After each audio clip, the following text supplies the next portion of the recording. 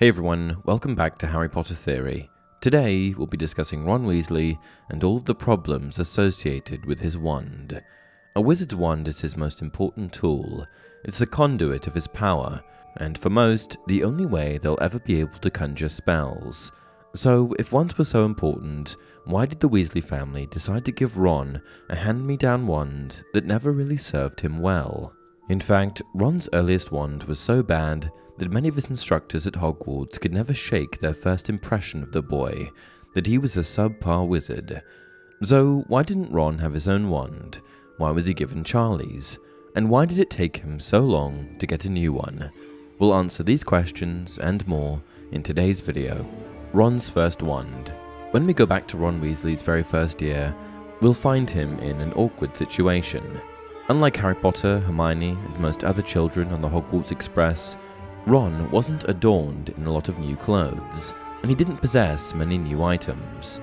And when the food trolley aboard the train rolled by, known then as the Honeydukes Express, Ron wasn't able to buy very much. In the Weasley household, galleons and sickles weren't easy to come by. With one of the largest families in the pure-blood community, the Weasleys had more than enough mouths to feed. At one point, poor Molly and Arthur Weasley, Ron's parents, had to feed, clothe, and house 7 children: Bill, Charlie, Percy, Fred, George, Ron, and Ginny. Keeping up with all of your children's peers was hard enough when you had just one, but the Weasleys had 7. They could hardly afford to buy the greatest owls, fanciest robes, or most powerful ones for each one. And when it became Ron's turn to attend Hogwarts School of Witchcraft and Wizardry, the Weasleys seemed to finally come up short. Instead of visiting Ollivander's wand shop in Diagon Alley, they simply handed Ron one of the wands from his older brother, Charlie. With that in his hand, and a trunk full of other hand-me-downs, the Weasleys sent their youngest boy off to school.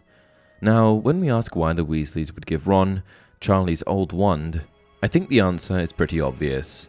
They didn't have enough money, or at least that's what we've been led to assume. But in that very same year, the Weasleys made some other odd choices with their finances that might make you question their reasoning. To congratulate Ron's older brother Percy for becoming a prefect, Arthur and Molly purchased him an owl and robes. Now, considering how much trouble Ron had with magic, and how much this would affect his self-esteem in the coming years, investing so much in Percy's present seems a bit misguided. If the Weasley parents had spent more time thinking about what Ron would need in order to succeed in his classes, then they would have realized that perhaps Charlie's old wand wouldn't be good enough. After all, Garrick Ollivander said it best when he claimed, "The wand chooses the wizard." That much has always been clear to those of us who have studied wand lore. If you are any wizard at all, you will be able to channel your magic through almost any instrument. The best results, however, must always come where there is the strongest affinity between wizard and wand. These connections are complex: an initial attraction, and then a mutual quest for experience. The wand learning from the wizard from the wand. It seems unlikely that Arthur and Molly Weasley would have disagreed with Ollivander on this point, so their choice to blow their education budget on Percy's gifts seems all the more strange. In fact, this has led many outside observers to suggest that the Weasley family wasn't poor because of a lack of income, but simply because they failed to manage their money properly. Whatever the case might have been, Ron's first year at Hogwarts was hardly that of a magical prodigy. The combination of an ill-fitting wand, combined with the pressure of his older brother's great successes, was all a bit too much for Ron to handle. Sure, he provided his courage while helping his close friend Harry Potter protect the Philosopher's Stone from Voldemort, but Ron failed to make a positive impression on his teachers. It didn't help that the 2 people he sat next to every day in class, Harry Potter and Hermione Granger, were among the most skilled wizards of their generation either. Breaking his wand. But Ron's time with Charlie's wand would be short-lived. On the day Ron was supposed to arrive for the fall semester of his second year, the youngest Weasley boy broke his wand. That was not the worst thing to happen on the day, but it would have the longest impact on his year. Ron was far too afraid of his parents to report his broken wand to them, so for the rest of the year, Ron simply suffered through class with a wand that was patched up and barely held together. Throughout the year, whenever Ron would try to produce spells, they would regularly backfire, or worse, cause so much harm that he was sent to the healers. Once, his wand even hit a professor squarely on his head. But Ron's first wand was useful for one thing. When Professor Gilderoy Lockhart ripped the magical device from the children's hands and tried to use it to cast a memory charm, the wand did exactly what it had done all year: backfired. Instead of wiping Ron's mind and those of his friends, it scrambled Professor Lockhart's, leaving him incapacitated for the rest of his life. New wand. But that run-in with Professor Lockhart was about as bad as things would get for Ron, at least when it came to his wands. Before the start of Ron's third year at Hogwarts, his parents bought him a brand new wand from Ollivander's shop, and his ability to cast spells and perform magic dramatically improved that year. Although he was still a bit behind his friends, Harry and Hermione, Ron was nothing like he was during his second year. With his new wand, Ron's confidence also grew, and he found himself a bit less burdened by the legacy of his older brothers.